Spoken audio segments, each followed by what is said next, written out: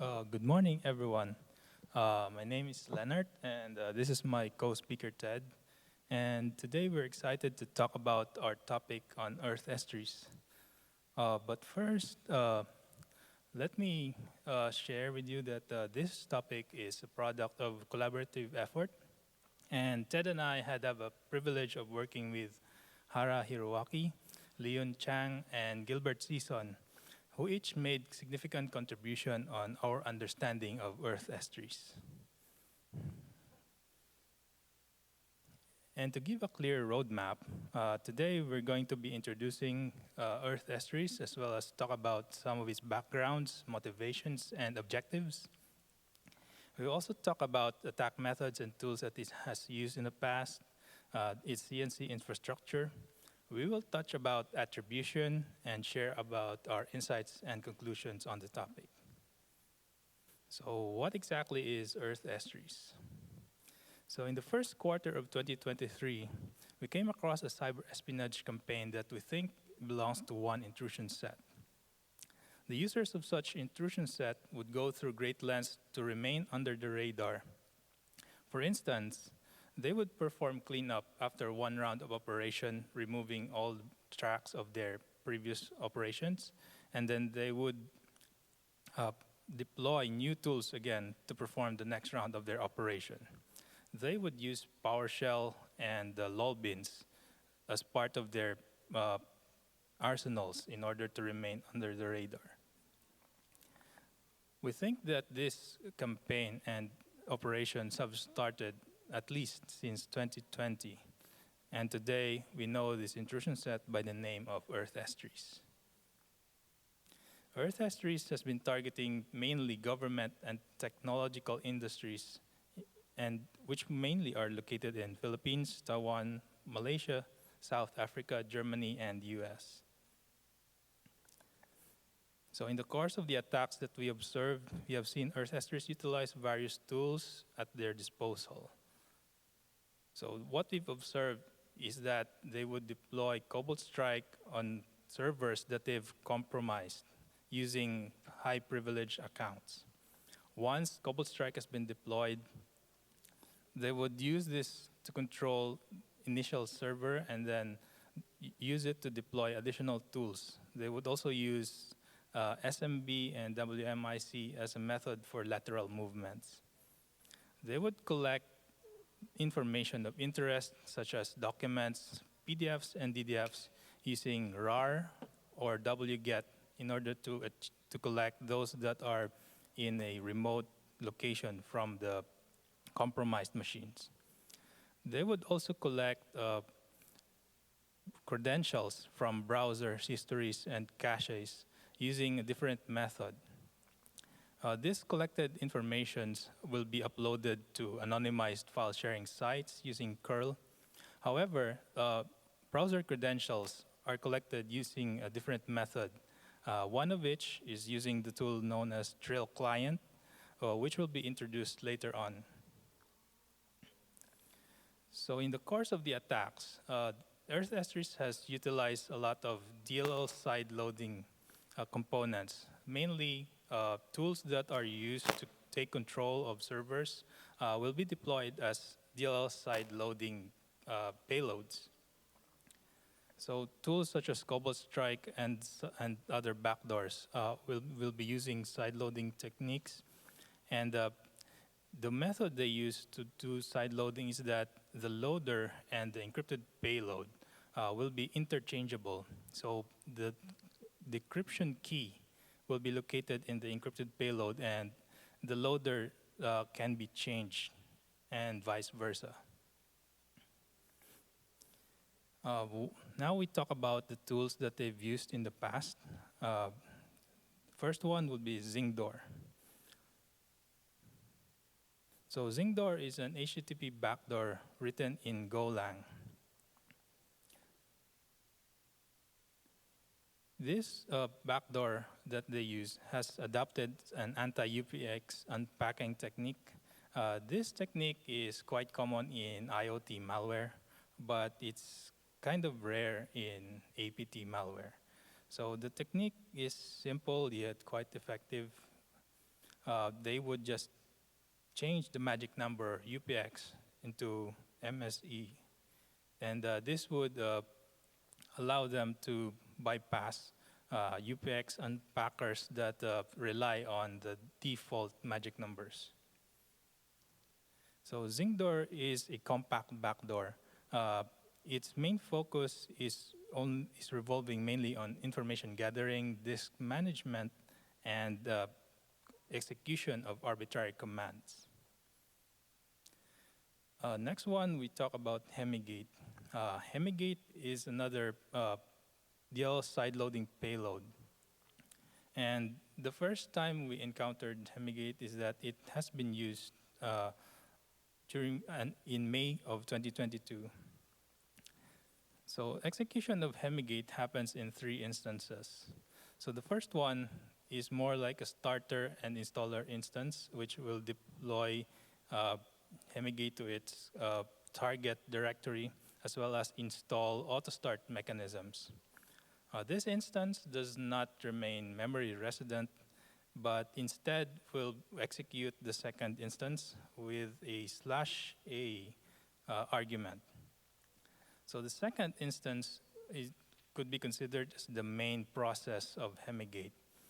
Its main function is mainly to communicate with the CNC and execute some backdoor commands depending on how the command is communicated to it from CNC. It will also be the one to execute the third instance. So the third instance will be executed with the argument of /u plus the process ID of the second instance. The third instance main purpose is to execute the keylogger feature of the Hemigate.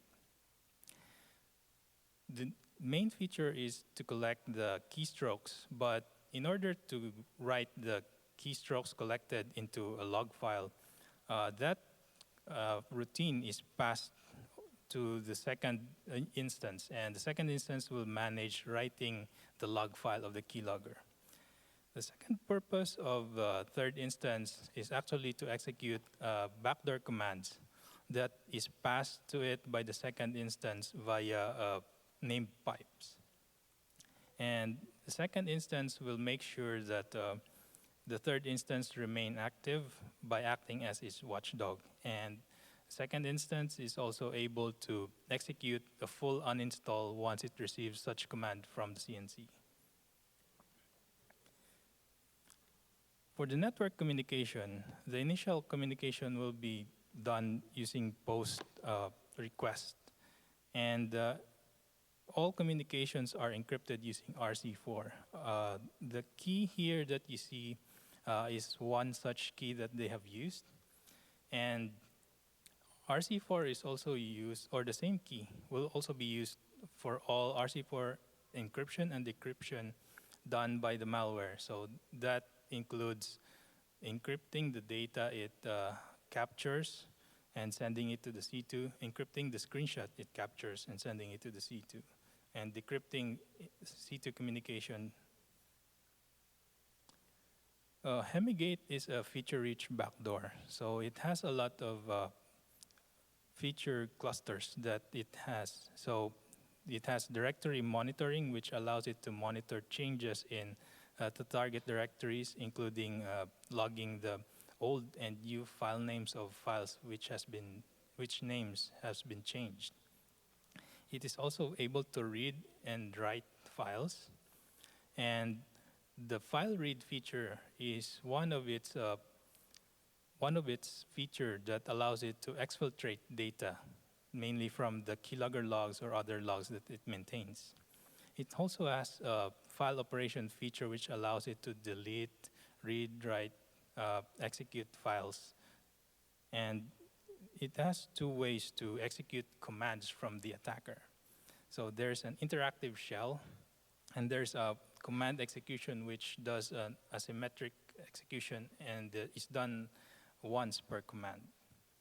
It also collects or is able to take screenshots of the current window.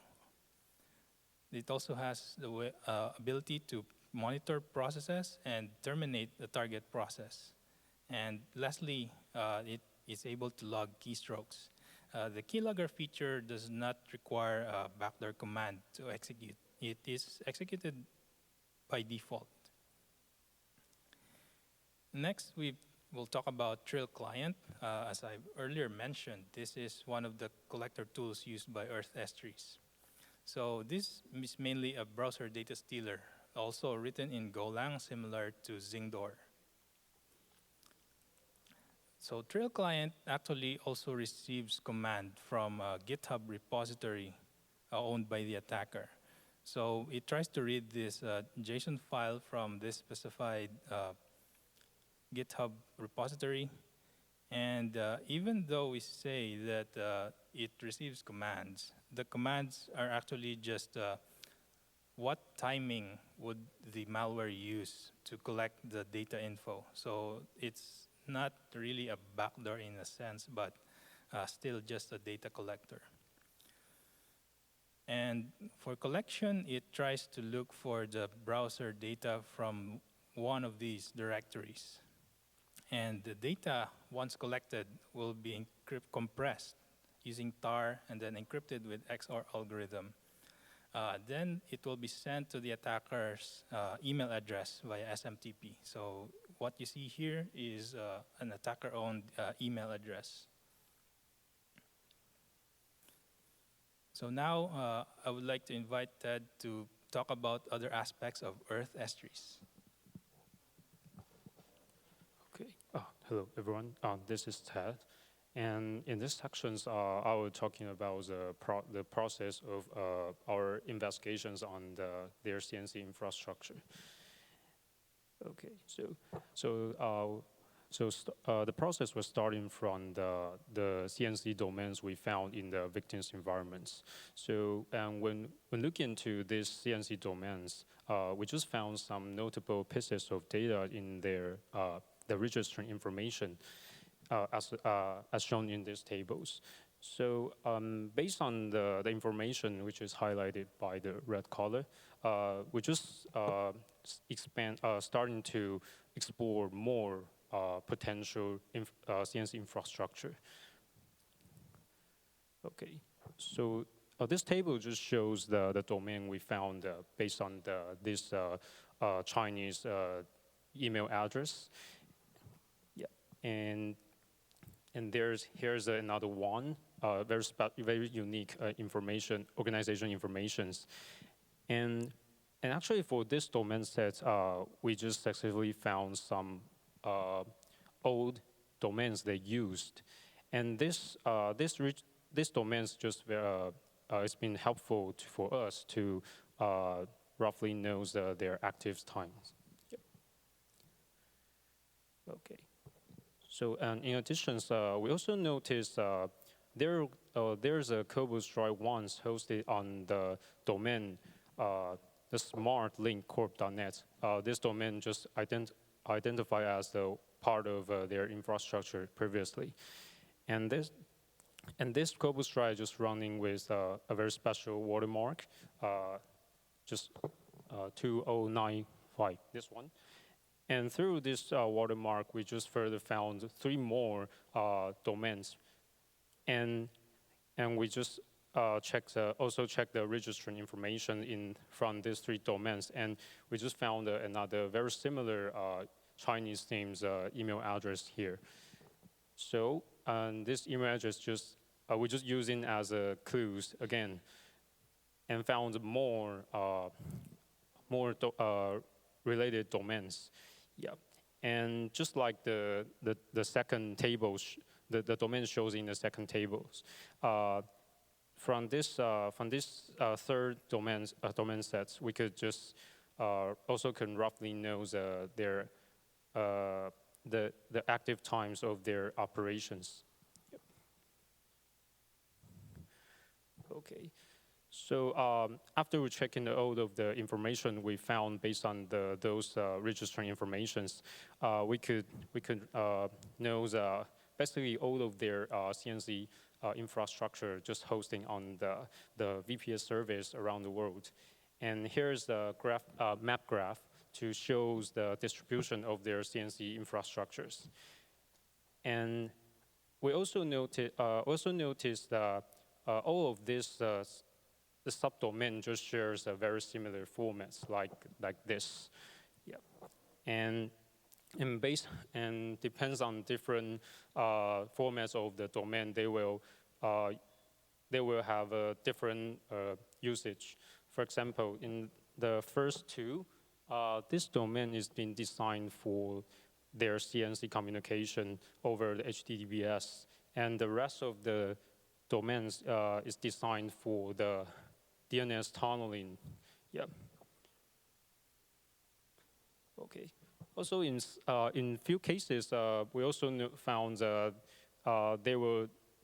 Cobol Stride implants were running on the Fastly CDN service, and we think the reason why they use this kind of service is it could help to hide their traffic and also reduce the risk to be discovered.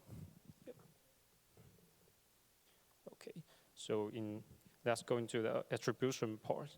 So firstly, I will talking about the origin of the Earth Estries. So we believe the Earth Estries, this group, is likely the China Nexus group because of the lots of Chinese-themed information found in their operations, and also we found the location of one of their remote server. Okay, so for the Chinese-themed informations, just like what we introduced in the previous slides, yeah, we just found they just repeatedly using this kind of Chinese-themed information in their CNC infrastructure. Yeah.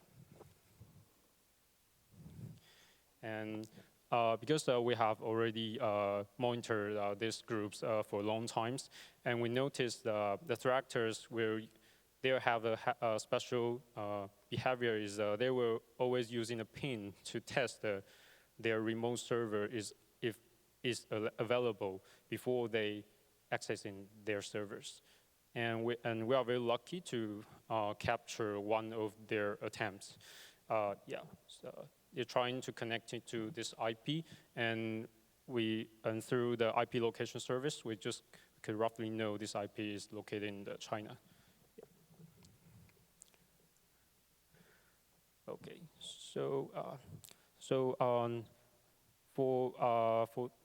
and we also noticed a relationship we found a relationship between the Earth Estries and another AP groups, FamousSparrow, which is revealed by other ESET before. So we have some points to prove our assumptions. For example, they were using the very similar TTPs, same tool deployment methods, and shares a similar victimology. And most important parts, they used a very similar code structure in their malicious loaders and the shell codes. So please look at the screenshot. And this, the left-hand side is the loader used by the FamousSparrow, and the right-hand side is the loader used by the Earth Estries. So in their loaders, they just using a very similar decryption routines to read and decrypt the encrypted payloads. And here's another evidence to show shows the similarity between the Hemigate and the Sparrow door. Sparrow door is the major backdoor used by the FamousSparrow before. Yeah. So in their shellcode, you can find that they just shares a very similar extraction routines. Okay. So let's summarize all the features about the Earth Estries. So Earth Estries, the Chinese AV groups, has been active since at least 2020, and they are still active now. And their major targets are the governments and the technology industry around the world. In their operations, they will heavily utilize the DL side loading to launch the backdoors, such as the zinc door and the hemigates we just mentioned. And they will always perform the footprint cleanup after they finish a round of operations. And we believe this discipline just contributes to their tenacity and make it more difficult to be discovered. Okay, so at the end of this sessions, we also have some takeaways for everyone. So we highly suggest everyone just upgrade your PowerShell application to the latest versions and never use the legacy version to avoid the downgrade attacks. And review your access control in your intranet, especially for the traffic towards those high value or sensitive server, for example, the AD, that kind of information, important servers.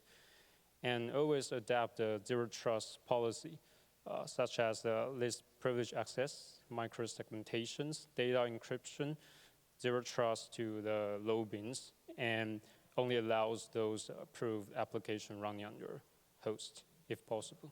Yeah. Okay, so I think that's all for today's sharing. So if you want to know more details about Earth Estries, you can scan this QR code to check our blog post, and that will be more details about this group. Okay, thank you.